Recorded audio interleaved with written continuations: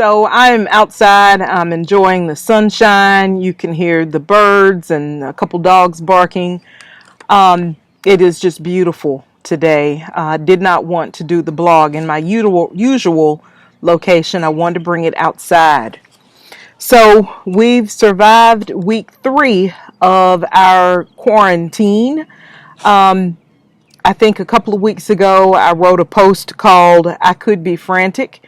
I still could be frantic. I'm not frantic, but with all the things going on, I think I mentioned last week how I've been staying away from watching the news. Well, I haven't this week. I was watching a good bit of news.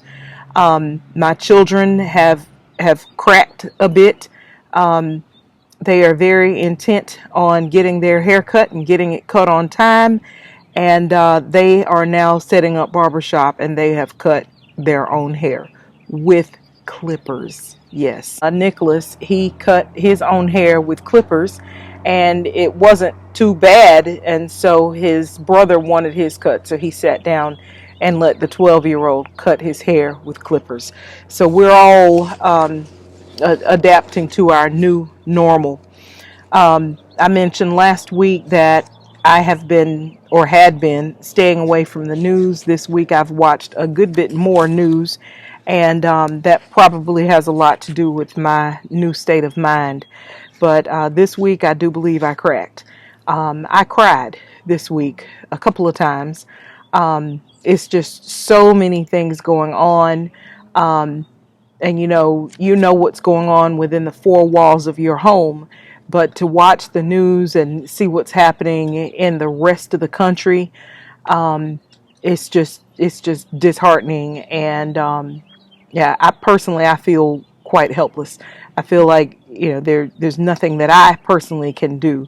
I can pray, and I am praying, but I just feel like I should be doing something, and there's not a whole lot that I can do. Last week's post was about the fact that churches will not be filled this Easter. And traditionally, Easter Sunday is the Sunday that people who may not attend church regularly, they will attend church on Easter Sunday, but not this year. We will all most likely be at our homes on Easter Sunday, or at least that's what the CDC says we should be doing. So in last week's blog, I talked about the importance of being able to share the gospel. And if you watched that YouTube video, you see an example of me sharing the gospel with my neighbor, and he accepted. So if you have not seen that one, please go back and watch it. This week, the topic, this week I cracked. I thought it was important to go back and read the story of the events leading up to Jesus' crucifixion, because that really is where we are. This week, with Easter approaching, I thought I should go back and read the biblical accounts of the time leading up to Jesus' crucifixion. And if you're interested in reading that, I do suggest that you read it, but you can find it in John 12 and Matthew 26. So as I read it, there were 3 things that kind of stood out to me, 3 things that kind of parallel the time that we're living in right now, as a matter of fact. One of the things that I noticed was that during that time, there was conflict. There were questions about people's motives and questions about loyalty. If you recall, Judas at the Last Supper, or Jesus at the Last Supper, Jesus said that one of his disciples was going to betray him, and they all denied it. Judas denied it, and as you know the story, Judas was the one who gave Jesus over to those who would crucify him. And if you've watched any news, you can kind of parallel that to the conflict. We've got people making accusations, pointing fingers. You've got the Republicans versus the Democrats. There's a lot of conflict right now. You've got the CDC. They're giving us advice And sometimes the governing bodies don't want to adhere to that advice. So we've got conflict, and they had conflict back then. Another parallel that I noticed was that in the days leading up to Jesus' crucifixion, it was around the celebration of Passover. And for those who are not familiar, Passover took place in the Old Testament in Egypt. Moses was to lead the Israelites, God's chosen people. Moses was to lead them to the promised land. But first, Pharaoh had to let them go. The Israelites were the slaves to the Egyptians, and Pharaoh refused to let them go. So God's response was that he sent 10 plagues on Egypt. I don't believe that coronavirus is a plague, but that's another story. I don't think it's a plague. But the last of the plagues was the plague of death, if you're familiar with that story. With the plague of death, death was to come to each household. The firstborn was to die on the same evening. So there would be lots of weeping and moaning.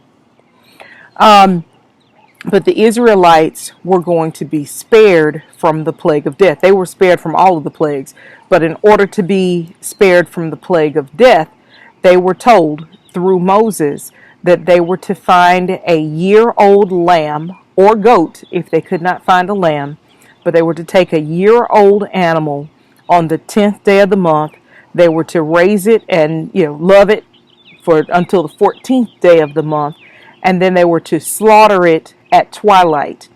They were given instructions on how to slaughter it, how to prepare it for cooking. They were told that if their household was too small to eat the whole thing, that they were to share it with a neighbor. They weren't to hoard. They were given all of the instructions.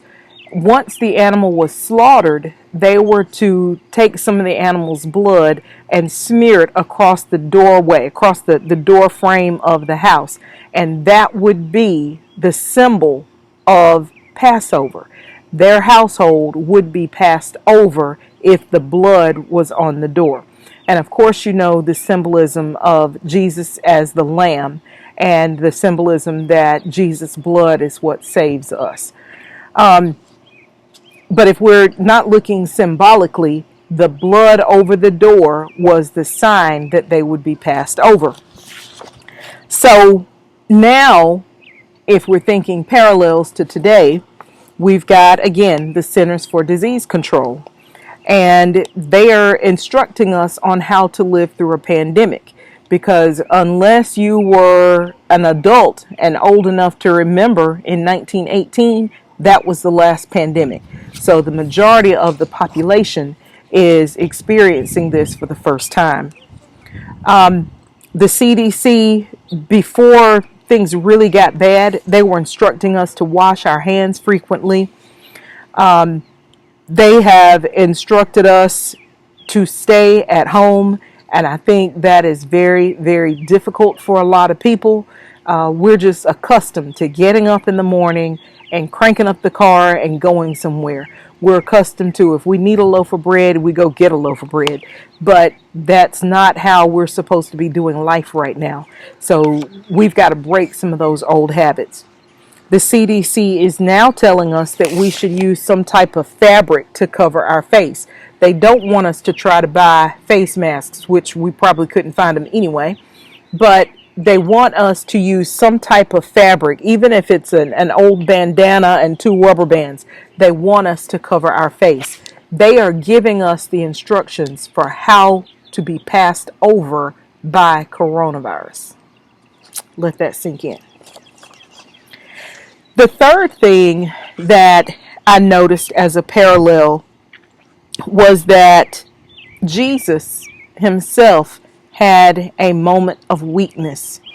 So I've mentioned that there was a lot going on. There were festivals and celebrations. There was conflict. There was also this distrust.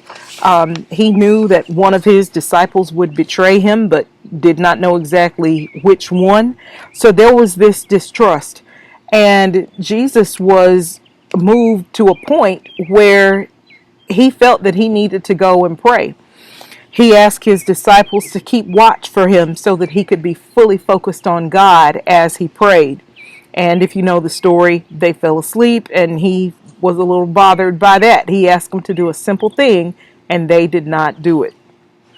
But in his prayer, it says in Matthew 26:39, he fell with his face to the ground and prayed, "My Father, if it is possible, may this cup be taken from me, yet not as I will, but as you will." So Jesus himself experienced a moment of weakness. And I think about that with the state of mind that I was in this week. I cried a few times this week. It's just too much to take in. All this stuff is going on. It's just too much. What do we need to be doing? Number one, we need to be staying at home.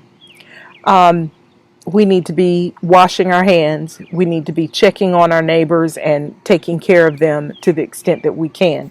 If your neighbor needs to borrow something, then we need to be good neighbors and take care of that. If I've got something that a neighbor needs, I hope they all know that I am happy to share. Quite often, we say that we don't have time to study the Word of God because of work and other obligations. Well, largely, those have been taken off of our plate right now. So this is a great time for us to study the Word of God. When this pandemic is over and the stay-at-home orders are lifted, we should all emerge as better human beings. Knowing the will of God, we should be disciplined and equipped for every good work. Thank you. Have a great week. Stay safe, stay sanitized, and please be praying and pray for our healthcare workers.